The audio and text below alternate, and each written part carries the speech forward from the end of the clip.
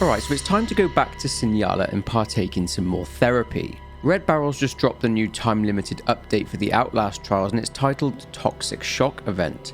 Similar to the Winter Kills event, which saw the trial environments being blasted with freezing cold air in order to prepare reagents for operations during a potential nuclear winter, this update saw the trial environments being blasted with a toxic and hazardous gas. We were blessed with new lore documents, 2 brand new storylines if you will. And finally, before we get into this video, please be aware that this video will contain spoilers for the Outlast Trials and likely the Outlast series in general. Let's begin. Okay, so with this update we got some new lore documents, and if you know me, I love those sweet lore documents. Oh look, yes! Easterman letters. In Storyline 22, the documents in this one are in relation to something that happened to Dr. Easterman. In the Winter update, we got a storyline in Storyline 18 that looked into Easterman's obsession with charisma, and how that obsession with charisma led him to employ Clyde Perry of the Murkoff Collections Department to go out and recruit potential prime assets. And we got Mother Gooseberry and Sergeant Leland Coyle. If you want to know more about that particular storyline, then go and watch the video up there. Anyway, one of the fresh sets of documents that found their way into the trial environments were titled The New Year. We have indeed entered into a new year, 1960. And key political moments concerning the USA that occurred in 1960 were as follows. In January, JFK announced his candidacy for the Democratic presidential nomination. The US and Japan signed the Treaty of Mutual Cooperation and Security, permitting the presence of US military bases on Japanese soil. In March, the US announced that 3,500 American soldiers would be sent to Vietnam, and President Dwight Eisenhower approves the training of Cuban exiles in order that they will invade their homeland and overthrow Fidel Castro. In May, CIA agent Gary Powers' Lockheed U-2 spy plane was shot down by the Soviets, and Powers was captured. And Khrushchev then demanded an apology from US President Dwight Eisenhower. In August, the Cuban Revolution began in response to a US trade embargo against Cuba, with Fidel Castro nationalizing US-owned property in Cuba. Gary Powers is then put on trial in Moscow and sentenced to 10 years in prison, leading to the famous prisoner swap in 1972. In November, JFK won the closest US presidential election race in US history, becoming the youngest elected president in US history. So with this being the year of JFK's election, it remains to be seen what effect Murkoff and the CIA have surrounding the death of the young president in 1963. It's well known that shortly after the failed Bay of Pigs invasion, JFK fired CIA Director Allen Dulles. JFK also cut the CIA's funding too. There's a conspiracy that Lee Harvey Oswald wasn't acting alone in the assassination of JFK, with there thought to have been a second gunman on the grassy knoll overlooking the street. But back to the topic at hand. On New Year's Eve and New Year's Day, to celebrate the turning of the year into 1960, Murkoff were having a little party, some celebratory drinks, and some mind-altering substances too, I might add. On the 3rd of January, Easterman writes in his journal that he has had a hangover for 3 days, and that this hangover is strange, as his hair has started falling out. He mentions that he looks ghastly, and he thinks that someone spiked his drink. He then goes on to say that at some point during the party they all went downstairs as they wanted to see the new prime asset. Easterman can't remember much after that as they started to mix drugs and alcohol, which is never a good outcome. All Easterman remembers is violating the dignity of some of the poor anesthetized reagents. He noticed that A. Bradley Avellanos and Moses Scarfiotti disappeared early in the evening, leading to him becoming paranoid. He then met none other than Sidney Gottlieb, the man in charge of MK Ultra, the man nicknamed the Poisoner-in-Chief. His obsession and love for sampling the psychedelic delights in LSD were well documented, and Easterman mentions that Gottlieb treats it like it's some sort of holy communion. He remarks that Gottlieb seems strange, and that he spoke like a bohemian. He once again laments his beautiful hair. The very same day, Easterman writes about how he found thallium in his work coat pocket. Essentially, thallium is a chemical element that is a form of metal. Its compounds are extremely toxic and result in thallium poisoning.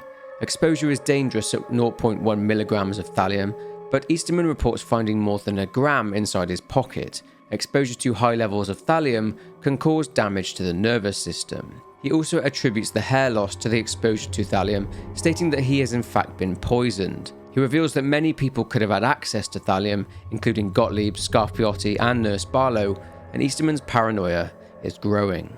He finishes this journal by mentioning that he started to take Prussian blue, a material which absorbs thallium. It passes through the subject's digestive system and comes out in their stool. What's interesting is that thallium compounds were for a while used as rat poison. In his third journal entry dated 3 days later, Easterman reveals that the Murkoff board had asked them to test a specific compound for Gottlieb. Easterman writes that Avianos made a passing comment towards Easterman that he seemed a bit blue that morning, only fueling his paranoia. He mentions that Gottlieb is fascinated by the cocktails that the pushers have been concocting, their one-of-a-kind blend of LSD, along with what they can find in the trials themselves. The day before Easterman's third journal entry on the 5th of January, a meeting took place between Moses Scarfiotti and Sidney Gottlieb. After some small talk regarding CIA Director Alan Dulles, Gottlieb brings up a concern that whilst observing the trials he heard one of the experimental population use his name. As well as the previously revealed fact that documents have been finding their way into the trials, Scarfiotti mentions that this is most likely a result of the pushers. He checks the room they are talking in is secure, and he speaks about Easterman, that he gets an odd feeling around him, as if he's wary of Gottlieb.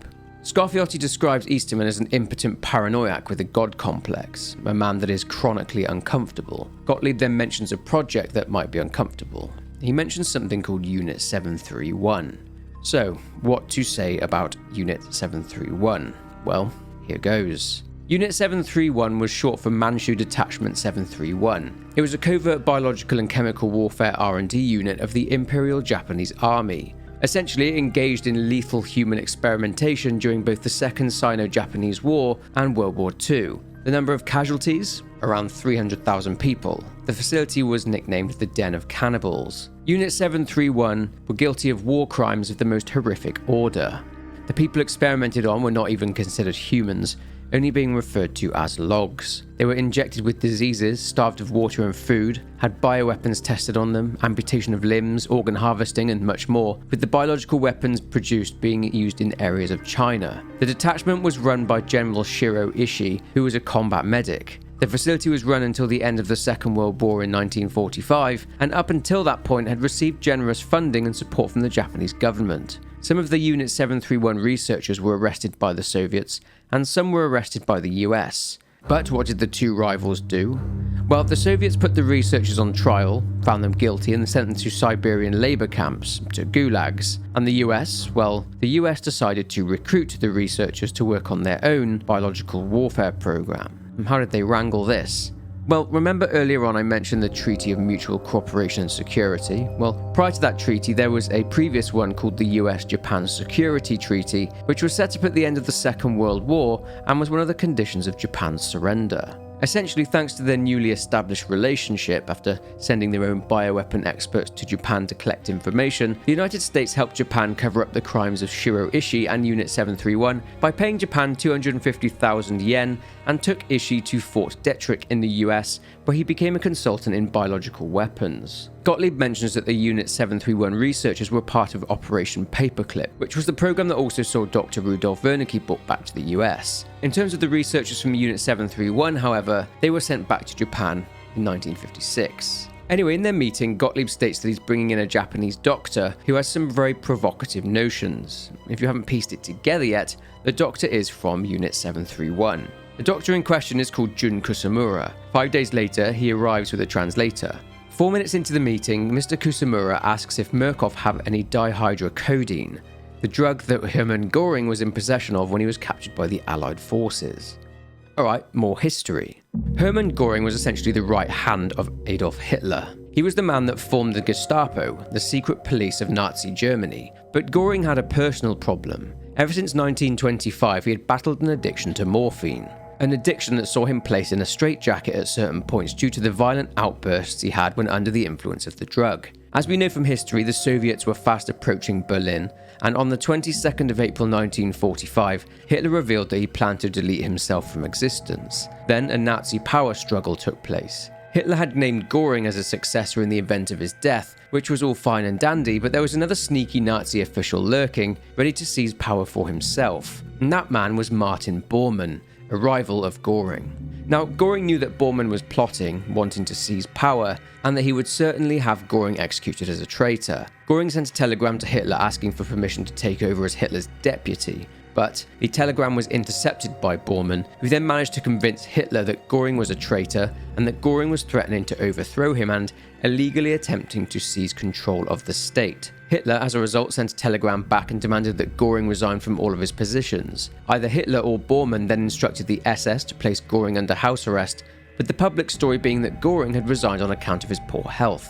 Goering was freed from his captivity by a Luftwaffe unit, the aerial warfare branch of the Wehrmacht. Instead of surrendering to the Soviets, Goering instead surrendered himself to the US Army. He was found to be in possession of a large quantity of dihydrocodeine tablets. Word was that Goering took up to 100 of these tablets a day, a man who was completely consumed by his addiction. As for Goring's future, he was put on trial in the famous Nuremberg trials, and he was sentenced to death by hanging, but he self-ingested cyanide the night before his punishment. Anyway, Dr. Kusamura is interested in procuring some of this stuff for himself, and Aviano says that she can make that happen. He then mentions a drug that was produced in the final years of Nazi Germany that could not be recreated during times of peace, one that he described as having a spiritual element to it. The drug they're likely talking about is a drug that was designated D9. It was comprised of 5 milligrams of oxycodone, 5 milligrams of cocaine, and 3 milligrams of methamphetamine, which was also referred to then as Pervitin. Pervitin was itself used to stimulate German forces so they could march further for longer periods of time, therefore gaining an advantage over their enemy.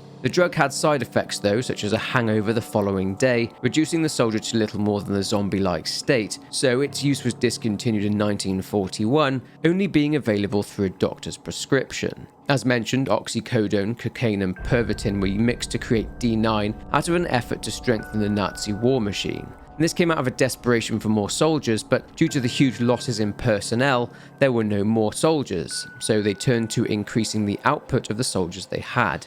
They tested out D9 on prisoners from the Sachsenhausen concentration camp, making the prisoners march in a circle with a 45-pound backpack on, and they found that whilst under the effects of this new drug, the prisoners were able to march for up to 55 miles per day, without rest. The war would end before the drug could be mass-produced though, and D9 was effectively shelved. But back to the conversation. Aviano states that Murkoff want full disclosure of the chemicals used, but interestingly, Mr. Kusamura's attentions are to amplify forced dreaming. Now, where have we seen that before? Kusamura's translator also reveals that Mr. Kusamura is inspired by Wernicke, and finally, and shockingly, he mentions that the lies of Korea making a truth that they could bring to the rest of the world, and this is something that Nurse Barlow has mentioned too. Now this links into the American and British POWs that were captured in Korea. What had happened was that the POWs had confessed to using germ warfare against the Koreans, dropping bioweapons such as anthrax and the bubonic plague upon civilian populations. This was compounded by the fact that these POWs petitioned the US government to end the war, with 21 soldiers refusing to return home to the US and the UK, instead choosing to settle in communist China, two things which, outwardly at least, baffled the US government. It seems that the whole story of the American POWs being brainwashed into admitting their role in releasing bioweapons over Korea was actually a cover story by the US government. When the repatriated POWs returned home, they were studied by a Robert J. Lifton, who wrote 8 Criteria for Thought Reform, which was the term used by Mao's government for brainwashing. One of these criteria was called milieu control, which we saw in one of the early Outlast Trials trailers. This basically means having absolute power over the individual's surroundings, which sounds a lot like the trials themselves, doesn't it? Another criteria is confession, which was forcing the individual to confess to crimes repeatedly, even if they are not true. Lastly, on the 16th of January 1960, the Toxic Shock Program was approved and is under the authority of Dr. Easterman and Dr. Kusamura. One of the side objectives in Toxic Shock, instead of collecting propaganda posters, the reagent will pick up deceased rats from inside the trial environments and take them back to the sleep room. Judging by the posters and the gas canisters inside the sleep room, it appears that Murkoff are dissecting these rats in order to find out the effects of the gas on them. How this translates to the reagents is anyone's guess, and what they're putting the reagents through as well. The Murkoff memorandum seems to indicate that it was Mount Massive Hospital that had created an experimental drug with psychoactive and lethal properties, and that is the drug being blasted into the trial environments. The gas itself seems to harm the reagent, with them losing a bar of health. It may be that they are seeing if the reagents can build up a tolerance to the negative effects of these drugs so that they can force dream states in them. Maybe Wernicke is eager for more lucid dreamers, and this is a way for him to facilitate that. It may be possible that Wernicke is scheming in order to turn Easterman into one of these dreamers, to possibly use him as a subject in the morphogenic engine, just like we saw in the latest ending from Update 1.0. But who knows at this point? I guess we'll find out soon. And that's it for this video discussing the new update. I hope you enjoyed the video, and if you did, then please remember to leave a like on the video and subscribe if you aren't already. Leave a comment below with your thoughts, but for now, take care and I will see you in the next one.